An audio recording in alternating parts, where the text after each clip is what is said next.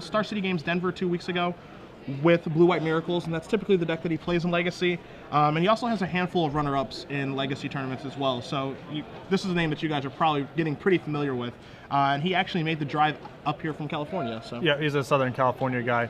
Also, I found out that his name, we found out earlier today that his last name is actually pronounced Lassett and not Lassett. So apologize to Joe and his family for mispronouncing his name for the better part of 8 years now.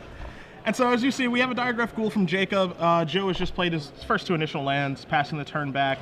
Nothing too exciting coming so far from Joe, but in this matchup, Zombies versus Neopod, it's really, on the Zombies player to kind of get the aggression going as fast as they can before the Blade Splicers start happening, and the Huntmaster of the Fells, and all that other stuff. So. Yeah, it's very hard. The Zombie deck is, the quality of creatures is so much lower than the Pod deck that once the Pod deck gets that engine going, there's not a ton that the Zombie deck can do.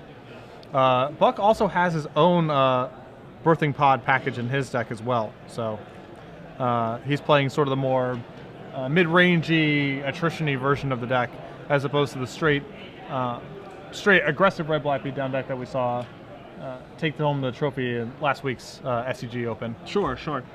As Jacob just gets in for 2, there's some Blood Artists, there's some Fume Spitters. Obviously, the interaction on the table of if he sacrifices Fume Spitter to kill some sort of mana dork or 1 toughness creature, Blood Artist is going to trigger 2 times. Joe is doing next to nothing thus far. One of the things about this Neopod deck, and he actually is 4-color, he has some blue in his deck as well, the mana can be an issue. Like right now, yes. Joe could be holding, and I think it was pretty obvious that he was holding Restoration Angel here, but Joe could be holding, Phantasmal Images, Zealous Conscripts, Huntmaster of the Fells, something of that nature, and he hasn't done anything in his first couple of turns.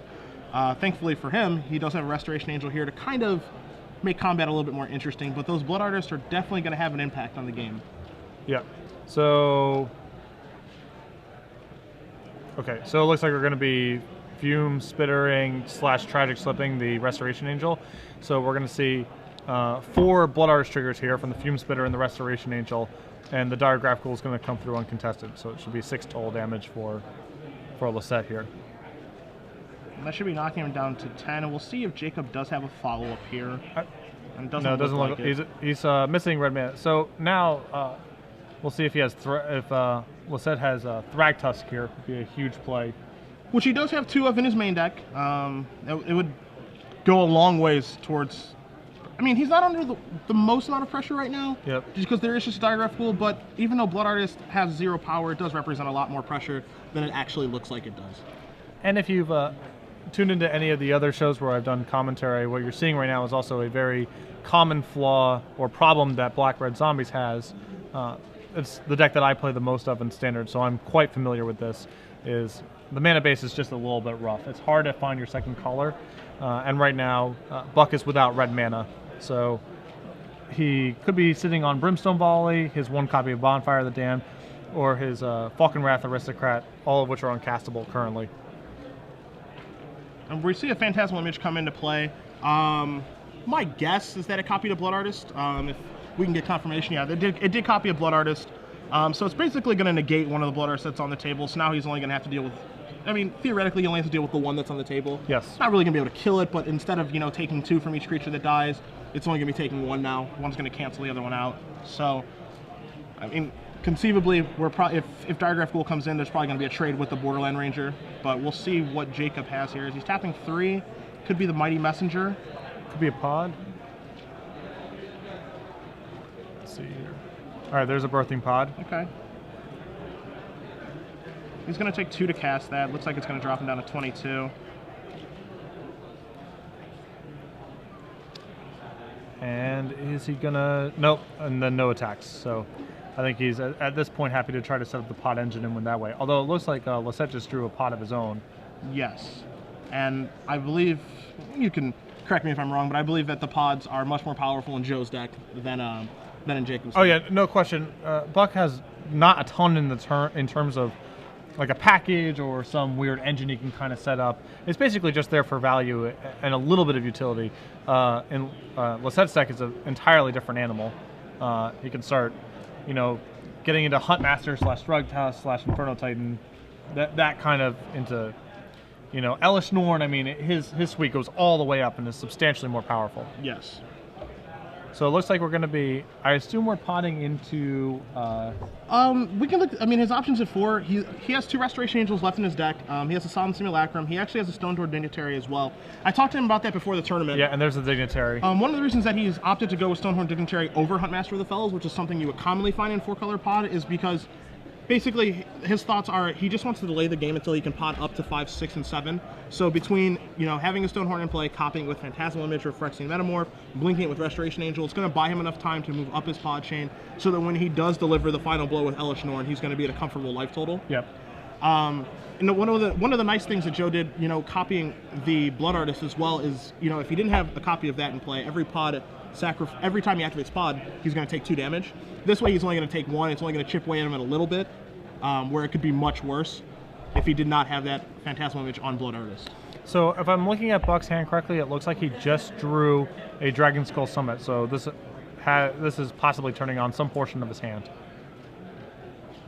So looks like we're getting the life totals figured out just a little bit here with the Blood Artist, because it is a little, you know, a little confusing at times when there's, you know, 3 in play, 1 on each side.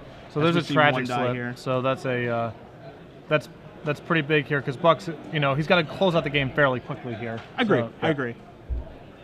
He's going to sack this, and you know, now what's going to start happening is that every time he activates, his Birthing Pod activations are essentially free now. Yeah. Because, you know, he's sacking Blood Artist, he's taking 2 but gaining 2, and then he's dealing Joe 2. So now he's going to start basically fireballing him with the Birthing Pod. It's kind of an interesting way around the Stonehorn Dignitary lock that Joe, the kind of soft lock that Joe is trying to establish. Yeah. And, you know, I'm not a huge fan of Blood Artist in the sort of traditional red-black zombie package, but certainly when you have Birthing Pod in the deck, I think the card becomes an entirely different animal. Yeah, and we're seeing that right now. It gives him like it gives him an alternate route to victory. You know, like the Stonehorn Dignitary is not a very common card in Standard, but you know, in this situation, a normal zombies deck would probably be having a lot of trouble with this right now. Mm-hmm. Whereas Jacob can, you know, sacrifice his Blood Artist next turn, ding him for 3, go find a messenger, sack the messenger, ding him for a ton, and then, you know, the game is going to be essentially over. So how does Lassett even proceed from here? I mean, he can get Thragtusk, but that doesn't get him very far, right? He still just dies next turn to Artist spinning up a messenger? Yeah, I mean, getting Thragtusk now is going to basically just gain him 2 life, because Blood Artists are going to ding him for 3. So, I mean, it'll put him up to 8, but I mean, that's not ideal. Elesh Norn is, I mean, something he can look towards, but again, Elesh Norn isn't something that's theoretically going to save him. All it's going to do is actually fireball himself. The same with an Infernal Titan trying to kill all 3 Blood Artists. It's just going to fireball himself. So, I mean, he definitely needs to get these Blood Artists off the board, as the attack of the Stonehorn Dignitary actually did eliminate one. Yeah, I think he just chumped that at 1 attack. We're going to see an activation here. He's going to go down to 1 and presumably get a Thragtusk to go back to 6. Well, doesn't this... Okay, so he's going to 1 and then 6, right. Yeah. Okay. So what do you think the motivation was there for Buck to chump block? I'm not entirely sure, to be honest with you. If I'm in Jacob's position there, I'm happy to take the 1, go down to 20 something, you know, 20, be it 28, 20, 26, whatever it's going to be. I'm happy to take the point of damage at that point. So I'm a little bit surprised that he did block there. It seemed like Blood Artist is his best way to victory, and having 3 on the table was going to be very good. Now, I mean, he can sacrifice one of these Blood Artists, as you see a Dragon Skull Summit, to go get a messenger, and then that's going to be 4 points of damage. Oh, I think this is good, Aristocrat. Okay. And then it looks, I believe this is going to finish. Yeah, he's able to sack a Blood Artist, and that trigger is lethal. Okay. Yep. Okay. So, going to our sideboard here, we have 2 copies.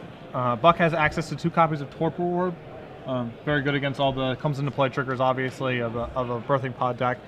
Some copies of Despise, which are also reasonable, and Guess Verdict and Active Aggression, neither of which I particularly like, but I could see possibly wanting some extra spot removal, or a way to punk out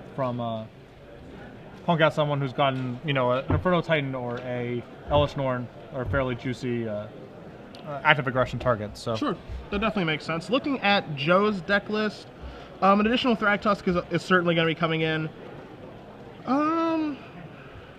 He has a Pillar of Flame in his sideboard that I presume he's going to board in. We also see a Slayer of the Wicked that he's going to board in as well. And then we find 4 Celestial Purges, which are 100% going to come in. Yeah. What I have found over how our standard format has evolved is, you know, when we did commentary in Las Vegas and Zombies won there, Zombies won last week. Zombies is not a deck that can really stand up to a ton of hate, but if you ignore the deck and you know skimp on purges, skimp on the hate, you know, it's a kind of deck that can kind of overpower, you know, people who are playing minimal hate. But with Joe's sideboard, you know, I see 4 purges, I see an additional Drag Tusk to go with the 3 Blade Splicers in his main deck and everything else that he has against this matchup. You see a Pillar of Flame, you see something as hateful as a Slayer of the Wicked. That's the kind of stuff that you need to really dedicate spots to be able to beat Zombies. And Lassett actually also has a fairly reasonable game 1 in spite of how lopsided that game was. Elvish Visionary, Blade Splicer, Restoration Angel, Thrag Tusk, you know, Dignitary to a lesser degree. All these cards are pretty excellent against Zombies. So his game 1 isn't even that bad, but he's definitely improving his matchup post-board. He has definitely dedicated a lot of slots to try to improve this matchup. Agreed. And you know, the thing here is you can definitely tell that coming into this tournament, because of Zombie's success, both on this circuit and online, on Magic Online, you know, it's a very popular deck there as well. You know, people have finally basically come to terms with, yes, Zombies isn't the best deck in the format, but if you leave it unchecked, you know, it can win tournaments, as it's proven. It's also low cost. I mean, I priced out my Zombies list for a friend of mine who wants to play in a tournament in Los Angeles next week, and on Star City Games, my deck was something like $120 for the 75 cards or whatever. Yeah, that's like nothing. Yeah, so the fact that it's also very affordable means that it's going to be showing up in tournaments probably to a greater extent than its power level would suggest. Sure. Because it's an attacking deck, and it's not that hard to put together, and that influences whether or not it's going to be showing up. I agree. Now, one card that you brought up as these guys are shuffling up for game 2, in Jacob's sideboard is Geth's Verdict. And I know that we spoke yesterday in the hotel room, and I know that you're a pretty big fan of that card right now. Yeah, I'm going to be playing Zombies in Los Angeles and presumably Atlanta as well, and I have 4 copies of Verdict made. Yeah, I mean, it covers you from a lot of scenarios. It's hard for it to be bad, and there are tons of situations where it's basically the only thing that can get you out of it. If you're facing down, Geist Trapped on the play, if you or Invisible Stalker, if you just want to attack into a Restoration Angel, like a theoretical Restoration Angel, opponent with 4-up, there aren't a ton of removal spells that provide that level of flexibility. Sure. Like all the spot removal that can deal with a Restoration Angel doesn't help you against the hexproof guys, and vice versa. So Geth's Verdict is an excellent way of solving all those things, and it's hard for it to be bad. Is the other thing. Its floor is pretty low. It's just a kill spell plus deal 1. It's kind of hard for it to be like, oh man, I drew all these Geth's Verdicts. That sucks. Yeah. You know, it's hard for that to ever happen. Yeah, hard to be upset about that sort of thing. You know, where if you draw like the wrong mixture of, you know, Arc Trail or what have you. Yeah, you know, I've definitely drawn 2 Dismembers or 2 Arc Trails and been like, this is horrible. Sure. I've never really had that reaction with Geth's Verdict. As we see, both players are going to keep their opening 7. Joe's going to lead off with a Copperline Gorge and pass. So, I mean, the one thing you're going to find in these games that we've watched is that Joe's starts have been pretty poor given what these pod decks try to accomplish. Yep. You know, they normally start off with some sort of mana dork. I mean, he doesn't even have an Elvish Visionary or anything to do on turn 2 either.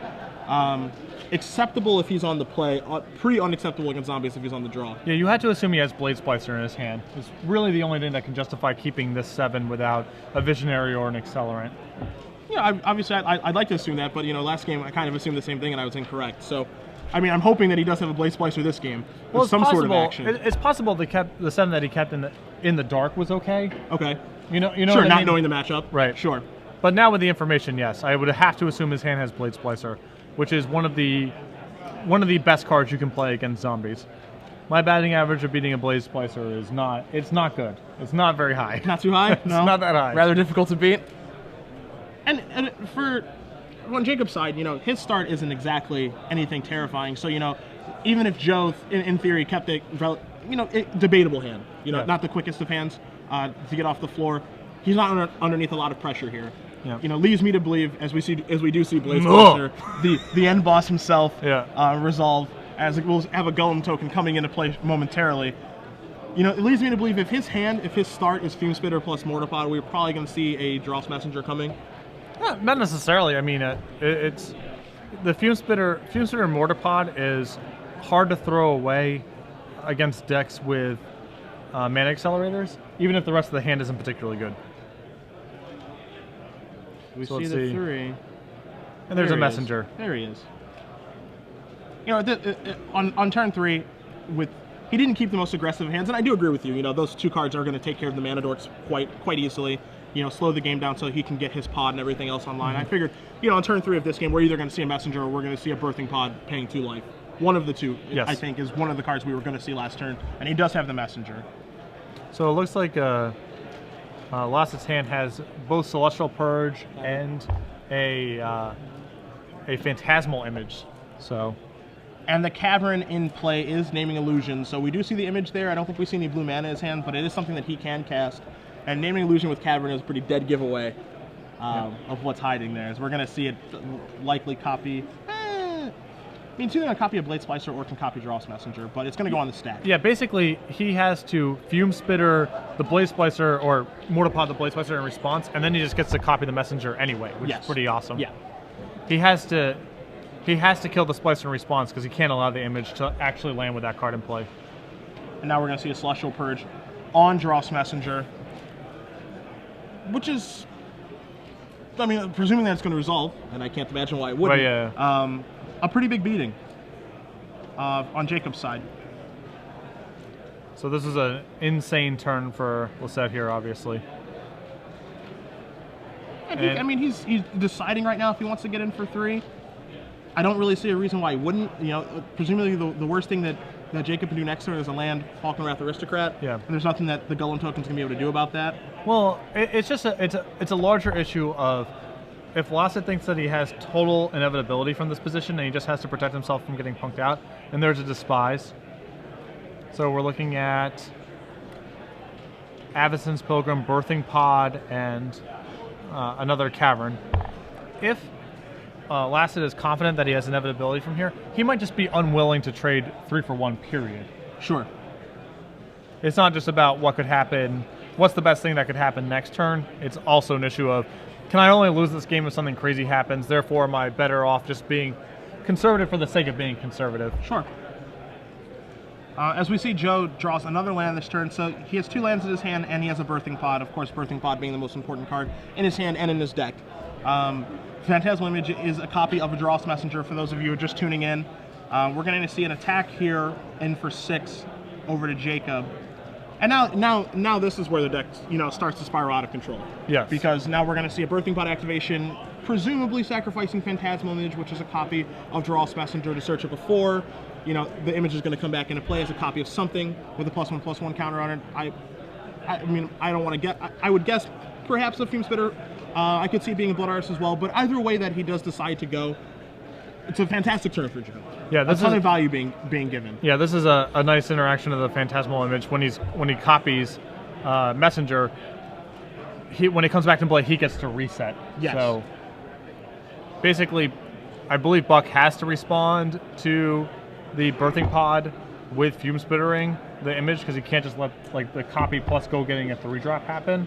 But it's not even that good for him to kill in response because the image still gets to come back and still gets to start spinning the pod. So this is just a really rough spot for Buck, basically. Agreed.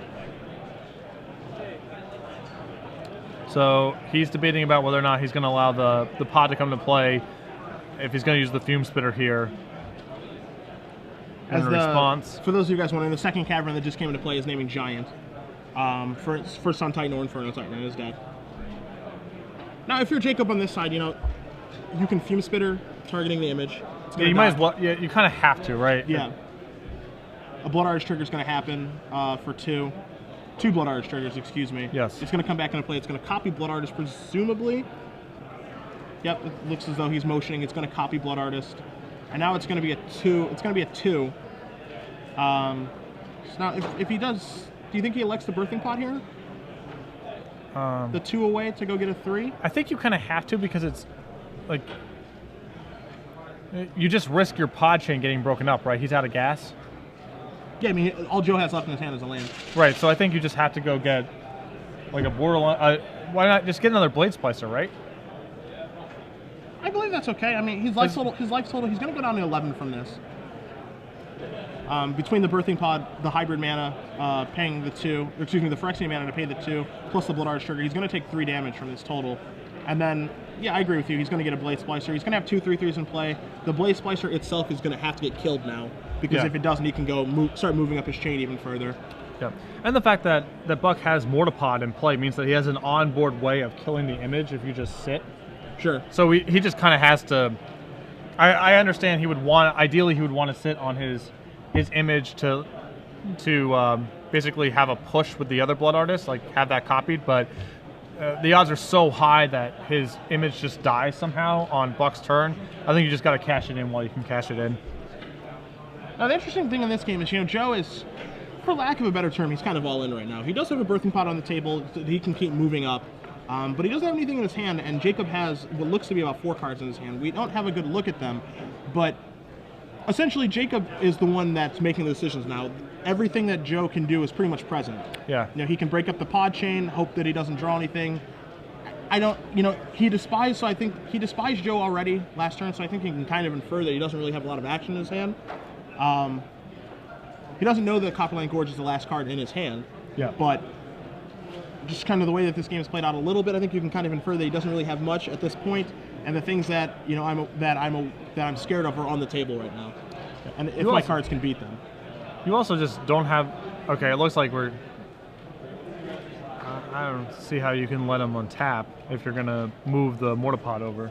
Yeah, I don't think letting him tap is okay. I mean, his thought process is likely I want to block one of the Golem tokens and then shoot the Blade Splicer in combat to get value. But what is likely going to end up happening is he's just going to pot up something. He's just going to pot up something like right now. He's going to attack first because Lassett has Gavany Township, so we can just. So yeah, he's just going to use the township. Activate the township, sure. I'm not a huge fan of this sequence from Buck. I mean, he's in a rough spot either way, but I do think that, yes, I think he does have to try to stop the pod chain at pretty much all costs, like you said. Yeah. Or you're on a plane to just burn him out, and your Mortipod shock should have gone to Lassette's head and not to the Blade Splicer. Sure. Because I don't think there's any coming back now. Yeah, there is some logical inconsistency with the sequencing. And now there's not a ton to be done, I think. And these are the kind of situations that Zombies doesn't ever want to be in. Kind of on the back foot, under a lot of pressure. There's a bunch of giant idiots coming after them. Yeah. Zombies, they don't defend themselves very well. A lot of their creatures come into play tapped, or they're just weak creatures. Yeah. You're not going to go... There's no way you can fight toe-to-toe with Blade Splicers plus Gavany Township. Yeah, that's not a fight you can possibly win.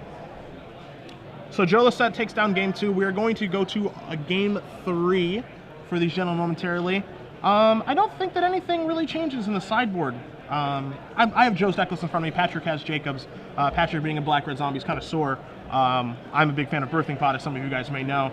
I don't really think that much changes here for Joe. There's nothing in that game that he saw that's really going to change, his plan of attack.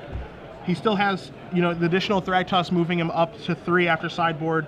You're going to find the Pillar of Flame in the sideboard coming in, Slayer of the Wicked, and 4 Celestial Purges. So he's boarding in 7. It's debatable what he's going to cut. I can't predict the future, but the cards that he's bringing in are quite powerful cards. I don't think anything is going to really force him to change what he's done. Yeah, and Buck is going back to the sideboard. It's possible he's bringing in Manic Vandals now. Okay. I'm not a huge fan of those kind of reactive cards against Birthing Pod because I feel like the damage has already been done. I also believe that you have to have a huge reason to bring in red cards in sideboarding games in general because you just don't have red mana a lot of the time too. He has Cavern of Souls, which can help a little bit with Manic Vandal, but that introduces other mana issues. But after losing to Pod plus Blade Splicer, I think it's hard to fight that instinct in your head that you need to be bringing in your artifact removal. Yeah, you see Mana Fan on your board, you think about what you just lost to in that game, which is I lost to an Artifact A bunch Golem. of artifacts. I lost to Artifact Golem and Blade Splicer. I'm going to go reach for Manic Vandals now because I don't want to lose to that again. Like in my zombie sideboard, for example, I have Gut Shot just because it is castable without red mana. Sure. You know. Yeah. And so I mean, that's just one of the inherent flaws with zombies, as you said, is the mana. Even though you have 8 duels that tap for red, and Jacob's particular list has 3 caverns. There's no guarantee that you're going to draw that mana. Yes. There's nothing that says you're going to draw that, or worse yet, is let's say that you're hoping to draw that red mana to be able to get yourself back in the game, and it's a Blackcliff Cleaves as your 4th land. Something like that is very realistic that can happen with this deck. Oh yeah, it is not just theory crafting. That stuff happens on the regular. Yeah. I mean, do you think? I personally think that this matchup is pretty favorable for pod decks in general. Yes. Pods versus zombies. Just as you said, Blade Splicer is a nightmare. He doesn't have all the nightmare cards that that some people may have. He only has 3 Blade Splicers instead of 4. There's no Huntmaster of the Fells. He only has 3 Restoration Angels instead of 4. He's not fully loaded up on Thragtusk, but 3 is typically enough. But I think overall, just what both decks are trying to accomplish, I think that a pod deck, be it Naya, be it Bant, whatever, is typically favored in these type of matchups. Yeah, this is definitely the matchup I would want to see the least as a zombies player. Now, that being said, if you're Jacob, I think you're in the position that you want to be in. You're on the play game 3. You can maybe steal one. Yep. As we see a Diregraph Ghoul to start. Both players have looked to keep their opening 7 as well. We'll see if Joe can start with a Mana Dork. There it is. There we go. A bird. And I would be surprised if it was long for this world. Diregraph Ghoul in for 2. Oh, just Oh, no. passing. Are we splicing? It could be public enemy number 1. Lassett, a big fan of the revised lands. Borderline Ranger. Okay. Also still quite good. Still good. Quite good. I mean, getting a land for his deck. I mean, his deck is 4 colors, so the fixing is quite relevant, and it can trade with the Diregraph Ghoul, so still quite good. So we see a Cavern of Souls from Jacob. We'll find out what it's naming momentarily. In for 2. I assume we're going to be blocking pronto here. If I'm in Joe's position, I've never blocked faster. Yeah. This is as good as it gets for a Borderland Ranger. There we go. And Cavern is going to name Zombie, so we're going to see the big man. And there's a messenger. It's going to drop Joe down to 16. So see, Joe draws a Bird of Paradise for the turn. Of course, the most important thing that now for Joe is, you just want to get that messenger handled and taken care of. You don't want it to get out of control, hopefully not even attacking you. If he adds Celestial Purge, and I see some white cards kind of hiding around in his hand, and I see at least 1 Purge, as Elvis Visionary resolves and draws him a Razor Verge Thicket. I mean, Elvis Visionary also just, in a pretty subtle way, but is also awesome against zombies. Absolutely. They have a bunch of, one-toughness creatures, and beyond that, just generally clogging up the ground and giving yourself a little bit of breathing room to get to your end game is all you're really in the market for. So we see Celestial Purge again on Dross Messenger, and we see another Purge in his hand as well. So, if you're wondering, if there's Cliffs as land number 4 as predicted. There's Cliffs as land number 4. If you're Joe, you have the other Purge in your hand. So burning the first Purge in the Messenger is perfectly reasonable because you have outs. He just threw a 3rd Purge. He just threw a 3rd Purge, so now he's perfectly fine against Aristocrat and Messenger. So he's doing great. Although he's still, it looks like he's kind of flooding out a little bit. Like I think his hand is just the 2 purchase plus lands in a bird or something like that. He still needs to find something to, actually close the game out fairly quickly with, because he can't spin his wheels forever. For sure. I definitely agree with that. We're probably going to see another Bird of Paradise come into play here. I think that he's willing to just not cast the bird this turn to hold up mana to purge, which actually means I think he should have tapped the bird, because if he goes Tragic Slip your bird, now play Aristocrat, now that mana gets burned. He can just float the mana with the bird. But then he just passes and maybe plays it after combat or whatever. Sure. It's just I would rather tap the bird, because that's a mana source that could potentially not be there this turn when you need it. Sure. As you see, the 3rd purchase is going to be used on the Blood Artist. I believe Jacob just has 1 card left in his hand, and bouncing it up and down furiously in his hand. We saw that Joe did just draw a Gavany Township So even though he is flooding, we're going to have a sink for some of that Yeah, mana that's now. a great draw. Well, I'm not surprised he didn't Oh, well, he's got Oh, he's something got else. some. Oh, he has. Oh, a the pun. best card in his deck. Never mind. Okay. And it's your favorite creatures time. Here he comes. Oh no! Golem token in tow. Oh no! This is going to be a difficult game for Jacob to win. I mean, he basically needs Aristocrat now to have any sort of game, and even then, we can just get Dignitary next turn. Yeah, I mean, we're going to get to the point where he can really start moving up the chain. And even if, you know, let's say that he did board in Manic Vandal, he does draw Manic Vandal to blow up the Birthing Pod. He still has to deal with the Golem, the Blade Splicer, but most importantly of all of those things, he has to deal with the Gavney Township that's on the table. So, yeah, this is what I was talking about in terms of like the damage is already done. Sure.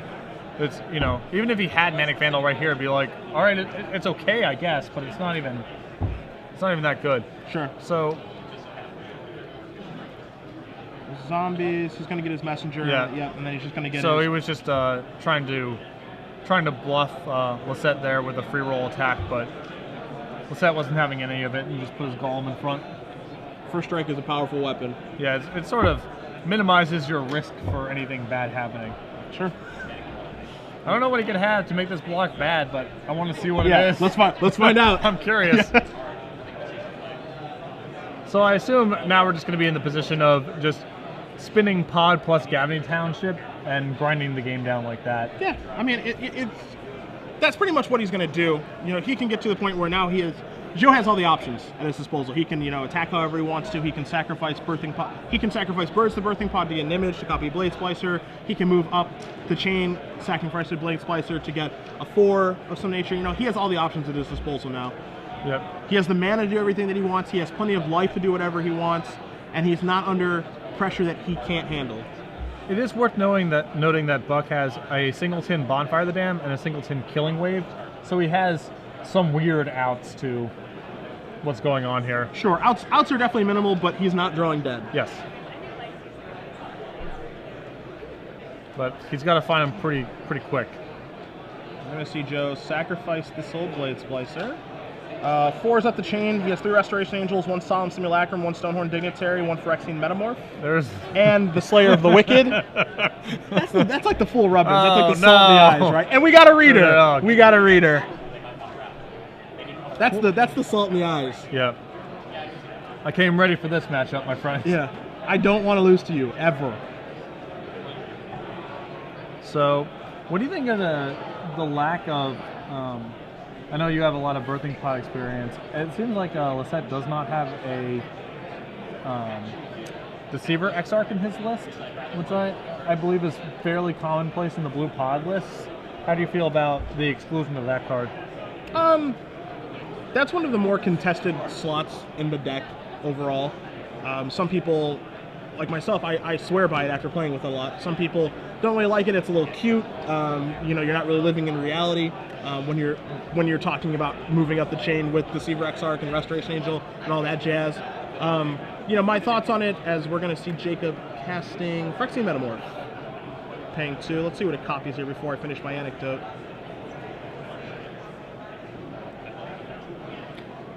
It looks like he's copying Birthing Pod. Yeah. He's going to have to tap that Phyrexian Metamorph. It's not free. You just can't pod as much as you want one turn. I don't know exactly what Buck's looking for here. He's looking a little frustrated, but it's like, hey man, your deck's got a bunch of crappy zombies in it. You just sacrificed a 1 caster, so we thought that, you know, you'd get some awesome thing. It's the old Butcher Ghouls here. Yep. I mean, he's going to put Butcher Ghoul into play, and presumably he's going to use that Cavern to get back his Gravecrawler. And then, you know, hopefully this will buy him some amount of time, but... Well, I think he's actually facing down lethal this coming turn, because Lassett gets a Township at the end of the turn, and then he has Township threatening on the attack, so... As we do see a Township activation here at the end of the turn, Joe's going to go to his turn and draw a card. Very quickly to finish that anecdote up. I mean, the people who consider it to be kind of a cute interaction with Deceiver Exarch, my thoughts on it are basically, it's something it is a very cute interaction, and maybe it's not realistic, but it gives you options.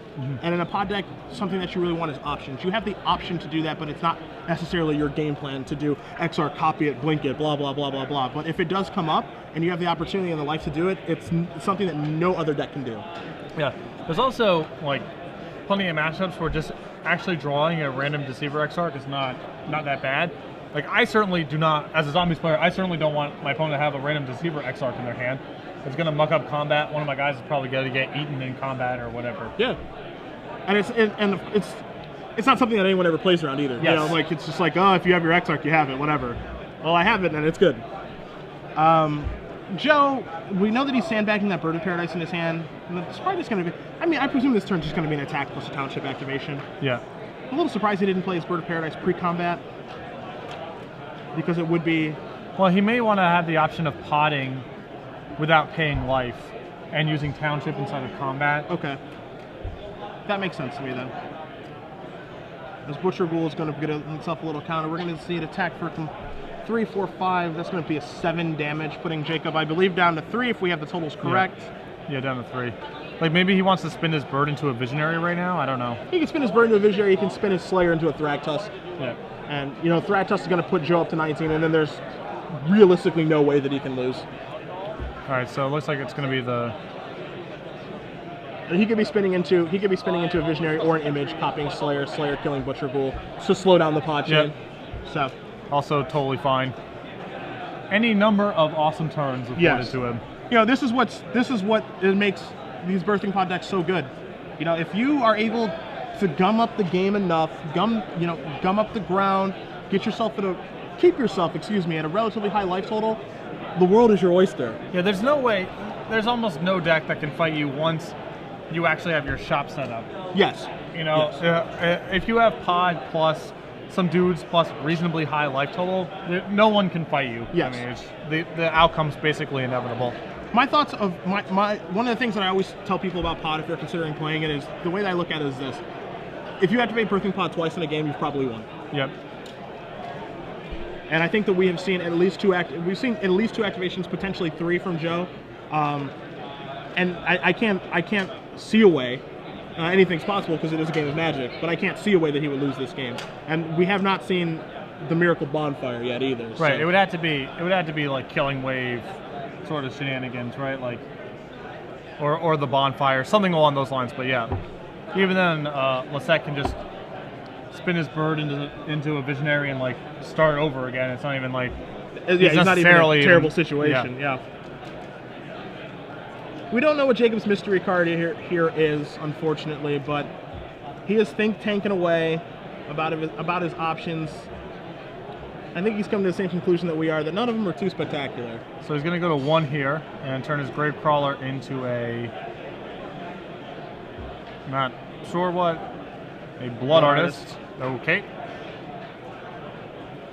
Can't get the Gravecrawler back from what we can tell at this point. Yeah. He does have Killing Wave in his hand as his last card. So okay, so he's going to try to set up some sort of Killing Wave here, get some life back with the Blood Artist. It's not horrible. He's giving himself the best chance. He's giving himself the best opportunity to win, which is all you can ask for. We're going to see what looks to be a Killing Wave here for 4. And Killing Wave, for those of you guys who are wondering, have our director bring it up on the screen, because it is kind of an intricate card, as Joe is actually reading it right now. It's seldomly played. It's a one-of in a zombie deck, and that's pretty much it. It's X and a black, and the X is the opponent can pay X amount of life for each creature, or let it die. Yep. And when Blood Artist is in play, it's kind of it's a combo. Yes, damned if you do, damned if you don't, sort of thing. But Joe's life total is high enough that he just needs to basically do the math right now, see what he can let die, what he can let live, and just don't get yourself killed. Yeah, he basically needs to keep 2 guys to lethal him on the way back. And there it is on the screen for you guys. For each creature, its controller sacrifices unless he or she pays X life. So what's gonna and X is 4 here. So there's gonna be 3 Blood Artist triggers. He's going to go up to 6. Joe's going to go down to 11. And then Joe kept a guy, so he's going to go down to 7. So it should be